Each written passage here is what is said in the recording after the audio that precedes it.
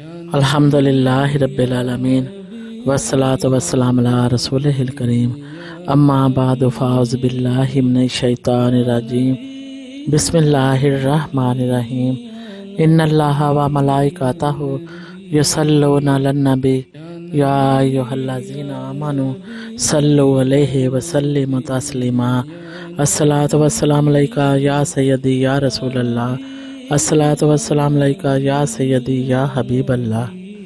اسلام خدمت انسانیت کا دین ہے۔ اس میں تمام انسانیت کی محبت اور خدمت کو لازمی قرار دیتے ہوئے عبادت کا درجہ دیا گیا ہے۔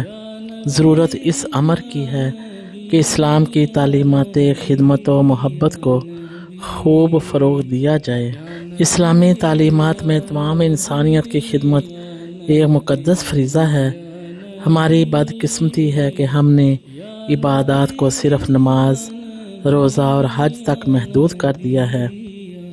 اسلام میں انسانیت کی خدمت تو کجا، بے زبان جانوروں کا بھی اس قدر خیال رکھنے کا حکم ہے کہ ایک پیاسے کتے کو پانی پلانے والا جنت کا مستحق قرار پاتا ہے اور بلی کو بھوکا مارنے پر جہنم کی سزا سنا دی جاتی ہے۔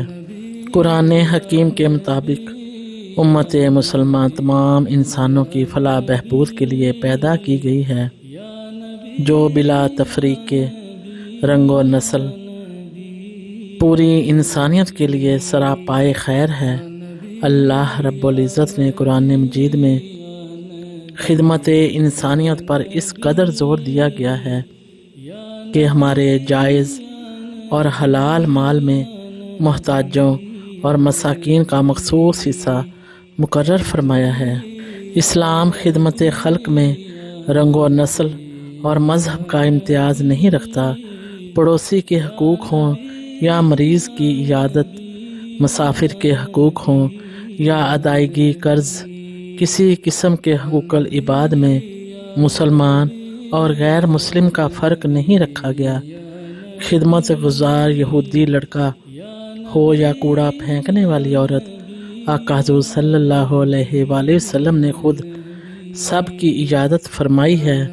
فتح مکہ سے قبل مکہ میں قحط پڑا اور جانی دشمن بھوکے مرنے لگے تو آقا حضور صلی اللہ علیہ وآلہ وسلم نے مدینے سے مشرکین مکہ کے لیے غلہ بھجوایا۔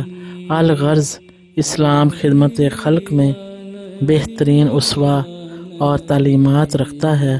آقا حضور صلی اللہ علیہ وآلہ وسلم نے خدمت انسانیت کو نہ صرف عبادت بلکہ اللہ کی رضا اور اس کی مدد کے حصول کا ذریعہ قرار دیتے ہوئے ارشاد فرمایا، اللہ تعالیٰ اس وقت تک اپنے بندے کی حاجت روائی کرتا رہتا ہے جب تک بندہ اپنے مسلمان بھائی کی حاجت روائی میں مصروف رہتا ہے۔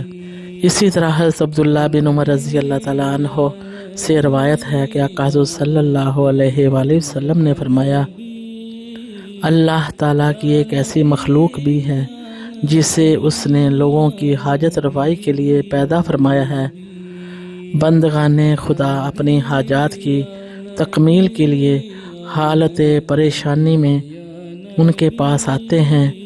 یہ وہ لوگ ہیں جو اللہ تعالیٰ کے عذاب سے محفوظ رہیں گے۔ خدمت انسانیت اہل ایمان کا مقدس فریضہ ہے اور ایک مومن کو اس کے بدلے میں کسی قسم کے اجر کا طلبگار بھی نہیں ہونا چاہیے، بلکہ انسانیت کی خدمت کا مقصد صرف اور صرف اللہ کی رضا ہونی چاہیے۔ ان باتوں کو مد نظر رکھتے ہوئے اپنے آپ سے عہد کرنا ہوگا کہ ہمیں دکھی، غریب اور نادار انسانیت کی خدمت کے لیے اپنے سکون آرام کو بھی قربان کرنا پڑا تو قربان کر دیں گے۔ درد دل کے واسطے پیدا کیا انسان کو، ورنہ طاعت کے لیے کچھ کم نہ تھے کرو بیاں۔ اسلام کے اس روشن پہلو سے زیادہ لوگوں کو روشناس کروایا جائے تاکہ ایک طرف مسلمانوں کے دلوں میں وسعت پیدا کی جائے تو دوسری طرف وہ لوگ جو اسلام کو دہشت گردی اور انتہا پسندی میں منسوب کرتے ہیں ان کی اس غلط فہمی کو دور کیا جا سکے۔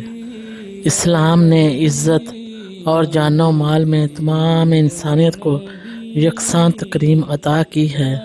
اسلام امن و سلامتی، خیر و عافیت اور حفظ و امان کا نام ہے۔ دوسرے لفظوں میں اسلام فساد و ہلاکت سے نہ صرف اجتناب کرنے بلکہ ہر ایک کو محفوظ رکھنے کا نام ہے۔ الغرض تمام اسلامی اقدار کا پابند ہونے کے باوجود اس سے لوگوں کی جان و مال محفوظ نہ ہوں تو یہ تمام عبادات اسے اللہ کے عذاب سے نہیں بچا سکتی۔ لیکن حقیقی فلاح کا انحصار محض ظاہری عبادات پر نہیں بلکہ قلب سلیم پر ہے۔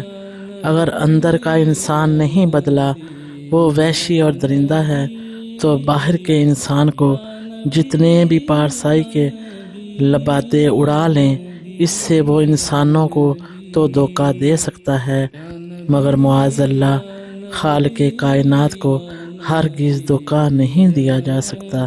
اللہ تبارک و تعالیٰ سے دعا ہے کہ ہمیں ان باتوں پر عمل کرنے کی توفیق عطا فرمائے۔ آمین ثم آمین بجاہ النبی سید المرسلین۔ جزاکم اللہ خیر و احسن الجزاء۔ السلام علیکم ورحمۃ اللہ وبرکاتہ۔